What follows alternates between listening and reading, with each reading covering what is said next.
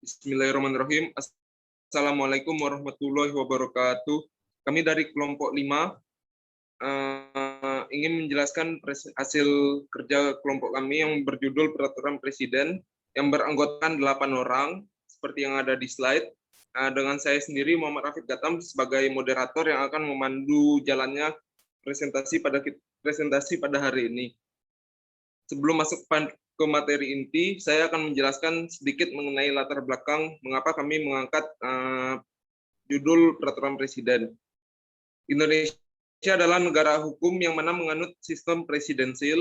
Negara Indonesia terdapat hierarki peraturan perundang-undangan yang diatur di dalam Undang-Undang Nomor 15 Tahun 2019, perubahan atas Undang-Undang Nomor 12 Tahun 2011 tentang pembentukan peraturan perundang-undangan.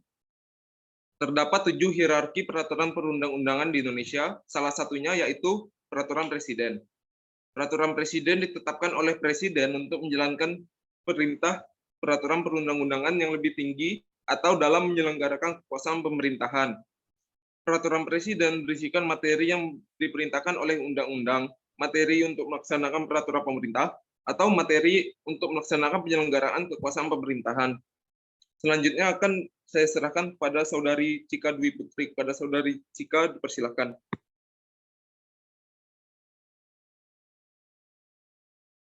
Baiklah, saya akan membacakan dasar hukum dari Peraturan Presiden.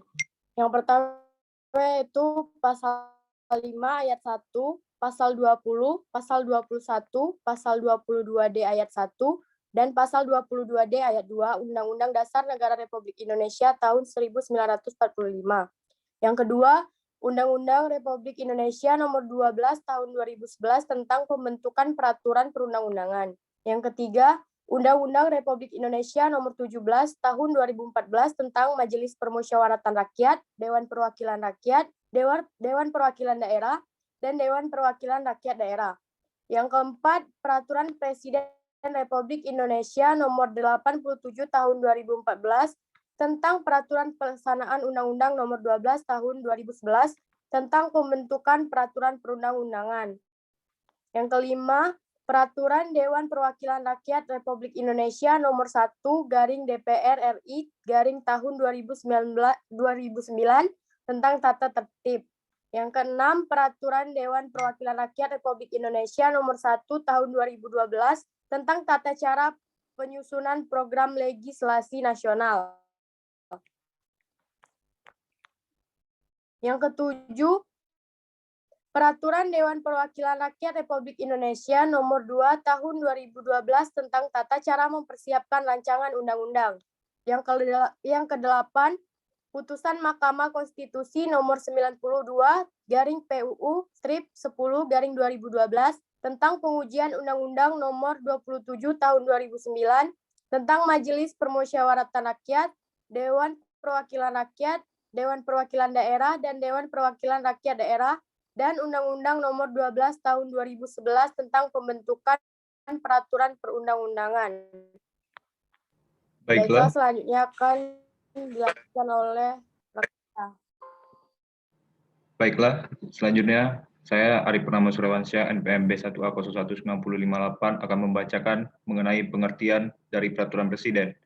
Peraturan Presiden, lazim disingkat sebagai Perpres, adalah salah satu jenis peraturan perundang-undangan yang nyaris selalu ada dalam hierarki peraturan perundang-undangan.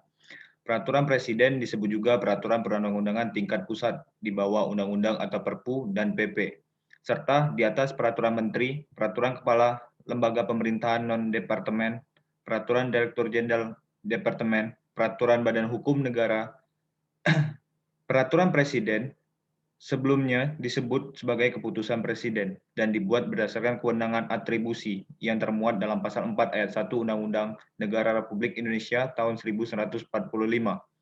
Presiden dalam pembentukan Perpres dapat mengatur dengan jalur eksekutif, dilaksanakan dengan pembentukan suatu keputusan Presiden atau sekarang disebut sebagai Peraturan Presiden.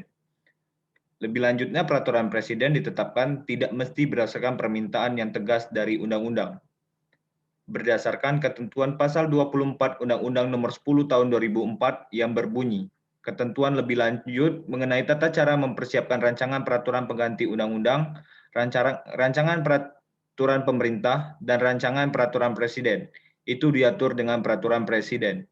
Kemudian diubah dengan Undang-Undang Nomor 12 Tahun 2011 yang berbunyi bahwa keputusan presiden bersifat penetapan dan berlaku sekali selesai, atau dengan istilah lain en-malik. Sedangkan keputusan presiden yang bersifat mengatur dan berlaku terus-menerus, atau istilah lain dengan Dauerhaftung, disebut sebagai peraturan presiden. Selanjutnya, Baiklah, saya akan membacakan tentang tujuan dan fungsi peraturan presiden. Yang pertama, tujuan dan fungsi presiden adalah untuk menjalankan perintah peraturan perundang-undangan yang lebih tinggi di atasnya. Jadi, isi dari peraturan presiden dapat berupa pelaksanaan dari peraturan pemerintah. Dalam melaksanakan peraturan pemerintah, Perpres tentu tidak boleh melanggar Undang-Undang Dasar 1945, ketetapan MPR, Perpu, dan undang-undang yang memiliki kedudukan yang lebih tinggi. Misalnya, Peraturan Presiden Nomor 6 Tahun 2011 tentang dana alokasi umum daerah provinsi dan kabupaten kota tahun anggaran 2011 dibuat untuk melaksanakan perintah di dalam Peraturan Pemerintah Nomor 55 Tahun 2005. Pasal 48 yang menjelaskan bahwa alokasi umum untuk setiap daerah di Indonesia akan ditetapkan dengan peraturan presiden. Yang kedua, tujuan dan fungsi peraturan presiden juga dapat berupa penjelasan dan penjabaran lebih detail mengenai materi yang diperintahkan di dalam undang-undang yang pernah dibuat sebelumnya.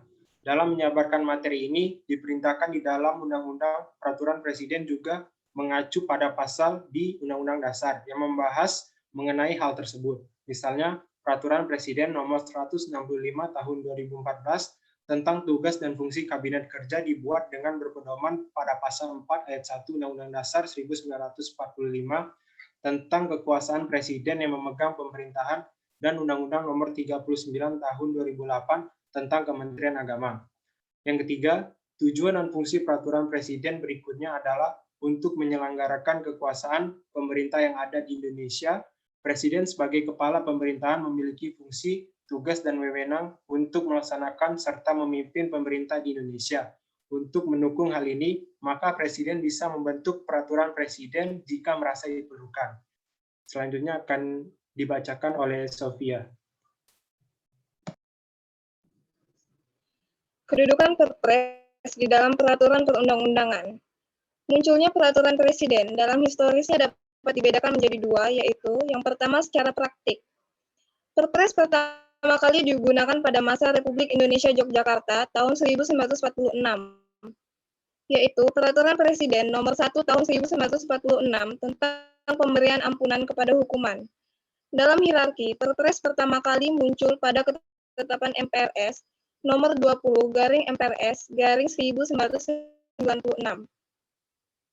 Berkenaan dengan pokok-pokok perdebatan eksistensi Perpres dalam pembahasan Undang-Undang Nomor 12 Tahun 2011 tentang pembentukan peraturan perundang-undangan, didapati kesimpulan bahwa Perpres merupakan peraturan yang dapat dimasukkan dalam hierarki peraturan perundang-undangan di Indonesia karena Perpres bukan merupakan aturan kebijakan yang sifatnya mengikat ke dalam dari unsur pelaksanaan pemerintah, sehingga Perpres merupakan hukum. Perpres dianggap lebih fleksibel dari peraturan pemerintah karena proses penerbitannya lebih cepat dan tidak harus dibuat atas dasar legislasi peraturan di atasnya, sehingga dapat menyelesaikan permasalahan penyelenggaraan negara yang dinamis. Yang kedua, yaitu secara hierarkis. Perpres berada di bawah Undang-Undang Dasar 1945, Undang-Undang, dan peraturan pemerintah, sehingga tidak boleh bertentangan dengannya. Perpres dapat menjadi acuan bagi peraturan daerah, provinsi, dan kabupaten atau kota, karena kedudukannya Perpres berada di atas peraturan daerah. Secara prinsip, tidak ada keberatan serta akan adanya bentuk Perpres dalam hierarki peraturan perundang-undangan, namun perlu dibedakan ruang lingkupnya antara Perpres dan peraturan pemerintah yang juga ditetapkan oleh Presiden. Selain itu, agar Presiden tidak cenderung menyalahgunakan kekuasaan, maka harus ada mekanisme pemantauan dari DPR dan uji publik terhadap Perpres yang akan diterbitkan oleh Presiden. Selanjutnya akan dilanjutkan.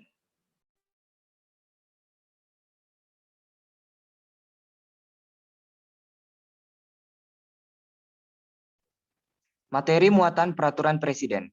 Berdasar Undang-Undang Nomor 12 Tahun 2011 tentang materi muatan peraturan presiden menyatakan bahwa materi muatan peraturan presiden berisi materi yang diperintahkan oleh undang-undang, materi untuk melaksanakan peraturan pemerintah, atau materi untuk melaksanakan penyelenggaraan kekuasaan pemerintah. Materi muatan peraturan presiden dibentuk untuk menyelenggarakan peraturan lebih lanjut, perintah undang-undang atau UU, dan atau peraturan pemerintah atau PP. Materi muatan peraturan presiden haruslah mengacu kepada undang-undang dan atau peraturan presiden dan tidak boleh bersifat mandiri. Selanjutnya, bahwa materi muatan peraturan presiden untuk mewujudkan rehmatik dan dolmatik hukum. Peraturan presiden untuk membuat peraturan kebijakan yang bersifat mengatur atau regeling. Peraturan presiden ditetapkan untuk menentukan policy rules atau regels sesuai dengan prinsip Fraser-Emerson dalam rangka menjalankan undang-undang atau UU dan atau peraturan pemerintah atau PP. Sebagai kewenangan atributif atau konstitusional pasal 4 ayat 1 Undang-Undang Dasar 1945, maka peraturan presiden ditetapkan untuk melaksanakan perintah Undang-Undang 1945, TAP MPR, UU, PP, dan atau Perpu.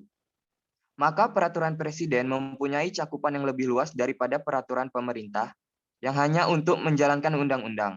Materi muatan peraturan presiden mencakup semua kekuasaan presiden untuk menjalankan pemerintahan atau administrasi negara, baik yang bersifat instrumental maupun yang bersifat pemberian atau jaminan terhadap rakyat atau landasan yuridis perpres. Dilanjutkan oleh Ria. Asas-asas yang harus dikandung dalam materi muatan peraturan perundang-undangan, termasuk peraturan presiden di negara Republik Indonesia, dirumuskan dalam pasal 6 Undang-Undang Nomor 12 Tahun 2011 sebagai berikut. 1. Pengayoman, 2. Kemanusiaan, 3. Kebangsaan, 4. Kekeluargaan, 5. Kenusantaraan, 6. Bhinneka Tunggal Ika, 7. Keadilan, 8. Kesamaan kedudukan dalam hukum dan pemerintahan, 9. Ketertiban dan kepastian hukum dan atau keseimbangan, keserasian, dan keselarasan. Dan selanjutnya akan dilanjutkan oleh Sairul. Selanjutnya yaitu tentang materi diskursus yang berkembang. Sebelumnya, apa itu diskursus? Diskursus adalah sebuah komunikasi publik di mana kekuasaan memproduksi pengetahuan melalui wacana, sistem berpikir, dan ide-ide yang kemudian membangun konsep yang mengikat di sebuah negara untuk menggapai suatu perubahan. Apa saja contoh-contoh diskursus yang terjadi di dalam peraturan presiden? Contohnya, 1. Diberlakukannya Peraturan Presiden Nomor 125 Tahun 2016 tentang penanganan pengungsi dari luar negeri. Karena dapat diasumsikan sebagai komitmen negara dalam melaksanakan ketentuan pasal 27 ayat 2 Undang-Undang Nomor 37 Tahun 1999 tentang hubungan luar negeri, khususnya menangani masalah pengungsi, serta komitmen dalam menghormati dan melindungi hak asasi manusia. Berdasarkan Peraturan Presiden Nomor 125 Tahun 2016, penanganan pengungsi dikoordinasikan oleh menteri yang membidangi urusan pemerintah di bidang politik, hukum, dan keamanan. Koordinasi yang dimaksud adalah salah satunya dalam hal pengawasan keimigrasian, kewenangan pengawasan keimigrasian bagi pengungsi dilakukan oleh petugas rumah detensi imigrasi dan pengawasan keimigrasian tersebut. Sedangkan dalam praktek sebelumnya, kewenangan pengawasan keimigrasian dilakukan oleh kantor imigrasi, sehingga peralihan kewenangan ini akan berdampak pada kapasitas dan kapabilitas institusi rumah detensi imigrasi dalam pengelolaan dan pengawasan pengungsi dari luar negeri. Dengan bertambahnya pelaksanaan tugas dan wewenang rumah detensi imigrasi terhadap pengungsi dan pencari suaka, sebagaimana yang diatur di dalam Peraturan Presiden Nomor 125 Tahun 2016, maka perlu dilakukan lagi penyesuaian terhadap restrukturisasi organisasi dan tata kerjanya. Dan yang kedua, yaitu wacana Peraturan Presiden Nomor 16 Tahun 2017 tentang Kebijakan Kelautan Indonesia, yang dihubungkan dengan konteks sosial, budaya, ekonomi, dan politik yang melatar belakanginya melalui analisis wacana kritis ingin mengungkap dan mengurai atas ketidakadilan serta dominasi dalam wacana, penelitian yang dilakukan di instansi pemerintah, pembuat peraturan presiden, pengamat, dan masyarakat. Diskursus poros maritim dunia yang hadir sebagai manifestasi dari kebijakan pembangunan era Jokowi Yusuf Kala, cita-cita Indonesia menjadi poros maritim dunia yang merupakan perubahan aktivitas pembangunan negara dari darat ke laut. Konstruksi teori yang dibangun dalam penelitian ini adalah berdasarkan critical discourse analysis Fairclough, di mana tradisi kritis selalu menaruh kecurigaan atas sebuah fenomena yang menitik beratkan pada permainan bahasa, peristiwa diskursif, dan fenomena sosial yang melatar belakanginya. Dan yang terakhir, yaitu Peraturan Presiden Nomor 10 Tahun 2021 soal investasi minuman keras atau miras, yang mengatur tentang turunan dari Undang-Undang Cipta Kerja. Walaupun Peraturan Presiden Nomor 10 2021 soal investasi minuman keras atau miras ini telah dicabut, namun tidak langsung menghentikan diskursus publik mengenai pembukaan investasi untuk industri minuman beralkohol mulai dari skala kecil hingga besar yang tertuang dalam Peraturan Presiden Nomor 10 Tahun 2021 ini, yang tentang bidang usaha penanaman modal. Aturan itu merupakan turunan dari Undang-Undang Cipta Kerja yang pada tahap awalnya hanya pembukaan industri minuman beralkohol ini akan dimulai di 4 provinsi, yakni Bali, Nusa Tenggara Timur, Sulawesi Utara, dan Papua. Karena dengan alasan daerah tersebut sudah banyak memiliki industri alkohol dan terdapat budaya atau kebiasaan yang memperbolehkan masyarakat itu untuk mengonsumsi minuman beralkohol. Tetapi soal Peraturan Presiden mengenai soal investasi minuman keras ini menuai banyak pro dan kontra, sehingga Presiden Joko Widodo menyampaikan dalam tayangan video YouTube Sekretariat Presiden, bersama ini saya putuskan lampiran Peraturan Presiden terkait pembukaan investasi baru dalam industri minuman keras yang mengandung alkohol, saya nyatakan dicabut, karena keputusan ini diambil setelah menerima masukan dari berbagai organisasi masyarakat, keagamaan, serta pemerintah daerah. Selanjutnya akan dibacakan oleh Gatam.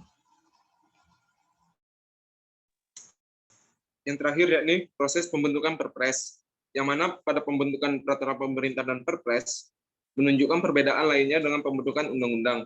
Di dalam pembentukan peraturan pemerintah dan Perpres tidak didahului dengan pembuatan dokumen naskah akademik.